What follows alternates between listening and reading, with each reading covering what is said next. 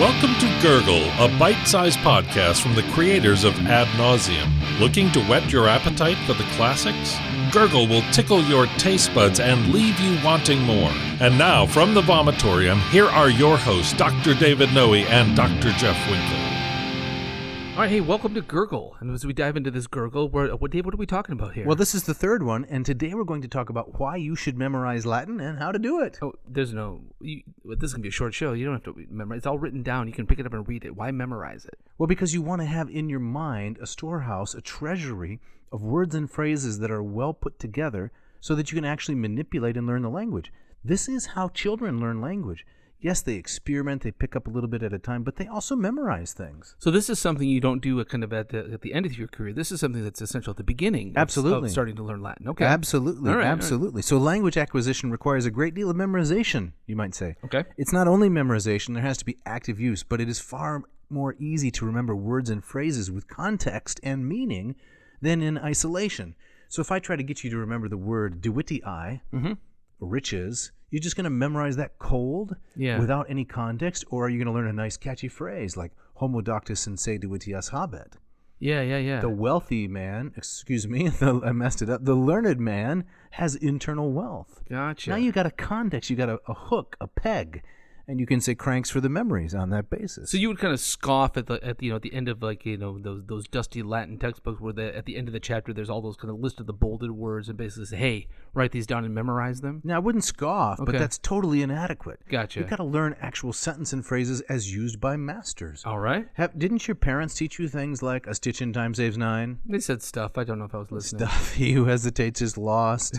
You never heard those things? A bird in the hand is worth two in the bush. Don't run with scissors. Don't run with scissors. Yeah, these are these memorable kinds of phrases that stick in your, I think they stick in your memory. Yeah, okay. So what we're going to do is we're going to talk about these. We're going to analyze them a little bit. We're going to think of some different ways to translate them. And then at the end of this little gurgle, we're going to give you a way to get your hands on these particular phrases. Oh, really? Yeah, Loci Recitandi, Part 1. Okay. The phrases, the passages that you want to memorize. Now, Jeff, why would you want to memorize Latin? I think it would be to... I think back in the day, it was to impress women. Yeah, it didn't work very well. Did not work. It's fun, isn't it? It's fun. It is. I mean, I think as in our regular episodes, our reading of the Latin, our reading of the Greek, part of the pleasure is enunciating these things and hearing them out loud. The sound of it. It's wonderful. So yeah, I think for me it would boil down to it's just simply fun. Okay. Yeah. What else? I mean, why would you memorize Latin? Well, because there are a lot of people who teach and speak Latin, and I'm not going to cast aspersions because I'm by no means perfect, but there are a number of idiosyncrasies in their speech patterns. There are a number of malapropisms. Oh, okay. And solecisms, right? Things that a Roman wouldn't say. So how are you going to learn good diction? Well, you have to have at your fingertips those individuals who spoke good Latin. And so what we have here is a selection from a wide range. We have some scriptural quotations. Now, if you're listening to this and you're not interested in scripture, pass over those. You don't have to memorize those. From pagan authors, from Renaissance authors. It's a wide smorgasbord of memorable phrases that I think, one ought to commit to memory, something like this, if you want to become proficient in Latin. Okay, all right, excellent. So shall we walk through some of these? Yes, let's do that. Okay, so here are the first 20, Loci Recitandi Part 1. Some of these are couplets. That's a line of hexameter and then an elegiac couplet, and they're taken from a work by a woman named Laura Gibbs called Brevissima, 1001 Tiny Latin Poems. She put this together. You can look it up. We'll put it in the link. And the poems themselves are in the public domain. Okay. So the work she did was assembling them and writing notes on them. So I'm using some of her work. I'm plugging her work, but it's not a copyright violation because they're all in the public domain. Gotcha. So the first one, number 1. This is by Cicero. It's from his Brutus. So it goes like this. Nihil est enim simul et inventem et perfectum. What's great about that? I mean, why would you want to memorize that? Well, I think in some ways this is the first thing that you ought to memorize when you start learning Latin, because it means nothing is discovered and mastered at the same time. And isn't that emblematic of the study of language or anything? Yes. You don't go onto the court and shoot, 8 3-pointers the first time. You learn how to dribble with one hand. Yes. Right? Yes. Okay. You don't become a master chef until you've made mac and cheese out of the box. You got to work your way up. Right, right. Nihil est enim simile inventem et perfectum. I see. So I admit that makes perfect sense. This is number one. This number one, Yep. right. And it comes from apud tullium. Apud tullium. Now, the word apud, the preposition, takes the accusative, and when you want to cite someone in literature, you use apud, the preposition, then you use the person's name in the accusative. So apud tullium means as found in Cicero. Gotcha. Tullius. That's Yep. right. Gotcha. Number two here. Number two, this is apud Jacobum, right? This is from the Apostle James. It's James 4:6, and it's Deus superbis resistit, gratiam humilibus dat. So God resists the proud and gives grace to the humble. That's right. Yes, He okay. resists, opposes the proud, gives grace to the humble. Why? Is this the second thing you might want to learn? Because after you learn the first one, you're thinking, yeah, I'm pretty good. I got that first one down. No, be careful. And this one knocks you to your knees. Brings you back down to earth. And it's Gotcha. really nice because, look, you got two datives in here. You've got superbis in the first phrase, but it's dative because of the verb resistit, right? Yes. The second one, humilibus, is dative because it's the indirect object of dat. Wow. So it's a really nicely put together phrase. You get a number of good Latin lessons grammatically in that phrase, and you learn something memorable. As my friend John in graduate school would often say, double your dative, double your fun. There you go. Number three. Number three, homo doctus in se divitias habet. The learned man, the learned person, has wealth on the inside. Yes. In se. Insane. Yeah. So, if you got a couple bucks in your pocket, right, you spend them, what happens? You got no more bucks. Yeah, it's gone. Right. But if you know something, say Latin on the inside, as you share it with others, now two people are wealthy. You are wealthy because you learned something in the process of giving it away. Yes. And they gained knowledge too. So knowledge is really unique as a human commodity. Yeah. Right? It can expand without diminishing. You can also provide variations on this, right?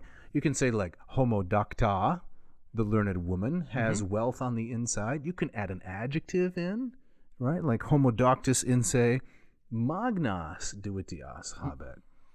So you can constantly kind of add to and tweak it. That's right. You could say homo stultus in se nil habet. Yeah. The stupid man, right. It's got nothing on the inside, right? Yeah. And you can do that all if you just memorize the phrase. Yeah. And this is apud phaedrum. Apud phaedrum. So Phaedrus. Phaedrus, that's right. Excellent. Number four. Number four, bis vincit qui se vincit in victoria. Now this is a little bit of a tongue twister because you got all those winkets in there. Yeah, but it means he who conquers himself in victory wins twice. So this is apud serum. Apud serum. Cyrus, who is this? That's a philosopher, Cyrus. He was a Syrian. Okay. Right?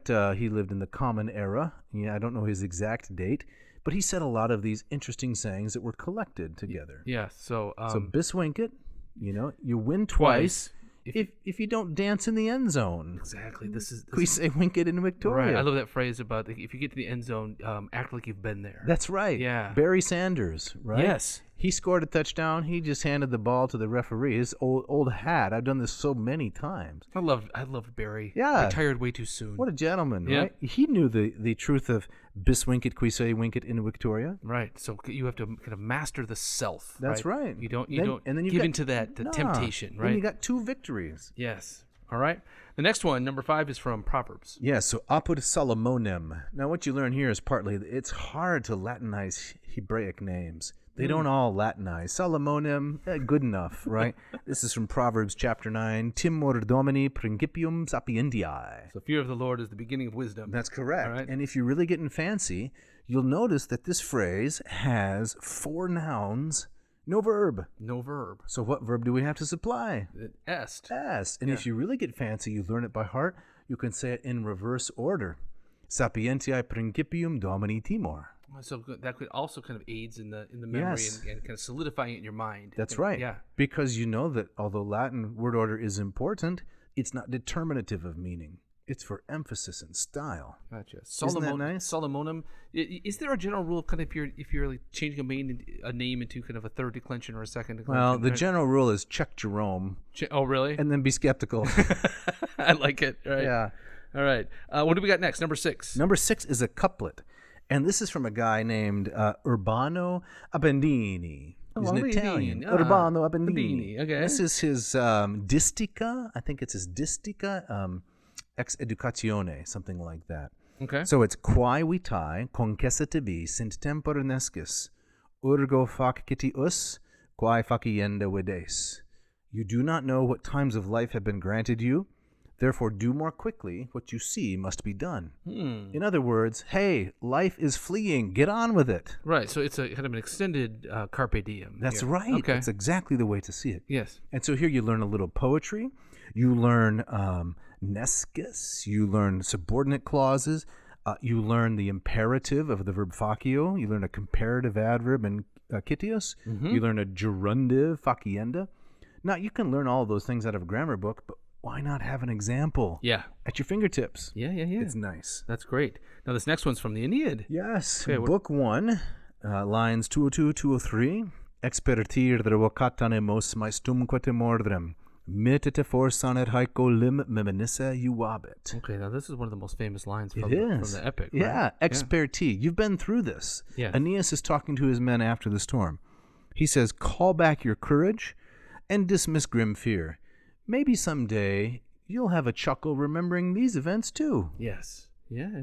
Have a chuckle? Yeah, you like that for you wobbit? Have a chuckle? Yeah. Well, that's part of the fun because you're not just learning Latin to complete tables and diagrams and declensions. Yeah. You're trying to learn some sensitivity to literature. 'Cause Sure. That's where the joy is. Right. And I think there's some kind of, some core human truth there. I think that, we, in some ways, we kind of paint our past and we kind of sand away the rough edges. Right. And so we can kind of, paint these things with a kind of a golden light. Right. Remember the first time we tried to do the podcast in my living room, crouched under a blanket? Yes, I haven't sanded the rough edges off that memory quite yet. Yeah. Because we wanted to have good acoustics. Oh, how we've grown. Okay. Yeah. We just don't care about acoustics No, anymore. number 9. Number 9. How about you read this one? This is from we're number 8 actually. Oh, did I skip? Yeah, Oh, don't 8, skip this sorry, one. This sorry. is Apaterentium. Yes. Terence. Auribus teneo lupum. Right. So I hold the wolf by the ears. I'm holding a wolf by its ears. Yeah. Auribus teneo lupum. Is it like a bull by the horns? Is that the kind of a No, to take the bull by the horns means I'm going to jump in there and do it. I'm in control. What is this? This more... means I am in such a dangerous spot that if I let go of the wolf, he's going to bite me. Oh, okay. So and quite if different. I hold on to the wolf, you can imagine holding on to a wolf? No. It's terrible. Interestingly, this is the very phrase Thomas Jefferson used to describe the condition of American slavery. Really? It's like our phrase "tiger by the tail," yes, right? But it's "auribus teneo lupum." Hmm. And I like this one too if you're a teacher because you can vary it, right? You can say something like "naso teneo discipulum." I'm holding the student by its nose. You can do a lot of things with this, or "auribus teneo elephantum." I'm holding an elephant by the ears. Yeah. Right? "Auribus teneo nil." I'm not holding anything by its ears. Right. So the idea is you learn the basic phrase, 3 words. You got the ablative of instrument, "auribus." You've got the verb in the first singular. You got an object. Yeah. And then you introduce variety. I think you need to do another edition of this Brevissima here with not only these lines, but then 3 or 4 tweaks. So only the couplets are from Laura Gibbs' work. Okay, I'm sorry. The other things are stuff that I've just scrounged up here and there. Well, my idea I think still stands. Okay, it's your idea. It stands. Okay. Fine. All right, next. We got to hustle. Number 9. Yes. This is Apud Paulum. This is from the Apostle Paul. Omnia valeo per eum qui me corroborat nempe Christum. I can do everything through him who strengthens me, Christ. Now, there's some good grammatical lessons in here. We don't have the time to go into all of them. But we got a subordinate clause. We've got the verb valeo, meaning to have power or to be able. Right? Most Latin students would think, I need to do something like possum facere, right? But no, valeo is the right choice here.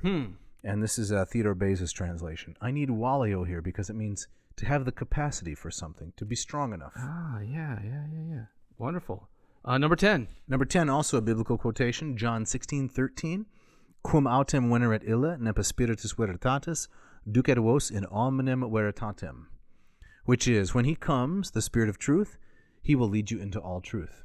And it's got one of my favorite Latin particles in here, nempe. Nempe. What is it, nempe? Nempe is tough. It means to wit, let me put a point on this. Hey, pay attention. This is it. That kind of thing. Is that late Latin? No, it's classical. Is it classical? Okay. Very hard to translate. Yeah. Very hard to translate. But this is a good illustration of it.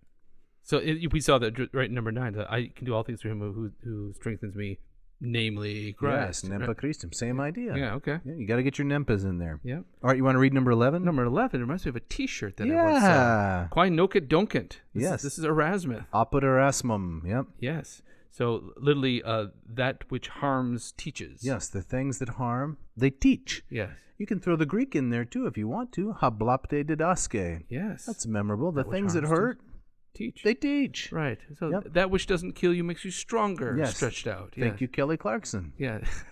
That woman has a set of pipes. Yes, she does. Wow. Yeah. Yeah. I'm a fan. I'm a fan. She, I'm a fan she too. can really sing. She can belt it. Yep. Yep. Number 12, we're going to have to wrap this up here, I think. Okay. We're going to have to stop at number 12 and All do right. the rest in another episode, another gurgle. What do we got? We have, this is from John Owen. Now, this is not the famous theologian, the Congregationalist theologian. It's a poem writer. This is from 1613, an epigrammatist. Cur similis similem sibi quaerit amicus amicum. Uno nemo potest in pedestare diu. All right, that's just fun to say with all the, It is. all the alliteration in Isn't there, it? right? Yeah. So, why does like seek that which is like to itself? Why does friend seek friend? Because nobody can stand on one foot for too long. Isn't that nice? That's very nice. Why do you have 2 feet? Yeah. You can't stand on one foot like some kind of monopod. Oh, like a flamingo? Yeah, duffelpud. No, you can't do that. No. So, cur similis similem sibi quaerit amicus amicum. Uno nemo potest in pedestare diu. Well done, John Owen. Yeah, a lot of good grammatical lessons in here too, and you can learn them as a poem. But hey, that's a gurgle. That's you a know, gurgle? we only got to number 13. Number 12. We're Yeah. going to do this again. Yeah. We'll have to do a part 2 of this gurgle. Yeah, we are going to have to. So let's say that you want to get your hands on these and Yeah. memorize them yourself. So where would you go to do that? Well, there's 3 different ways you can do it. Okay. You can listen to this episode over and over, taking notes, edit it down, edit the audio down using your own Mishka, right? It's free if you want to do that. Yep. You can become a Patreon supporter at patreon.com/LatinPerDiem because all of them are getting this document and the high-quality audio recording with a translation. So not what we've done here today. I'm going to record each of them so they can listen to it, download it, and you get this at the lowest level of support, which is the Lucan level, $1.99 a month. You sign up for 1 month, get the document and the audio, and then cancel if you don't like it. And then they can also sign up for your LPSI class. That's right. And because all of those students we'll get this. will get this. That's right. All right. Well, we got to get out of here. That's it. That's a gurgle. Check out our sponsors also, ratiocoffee.com HackettPublishing.com. and popcitypopcorn.com. Thanks for listening.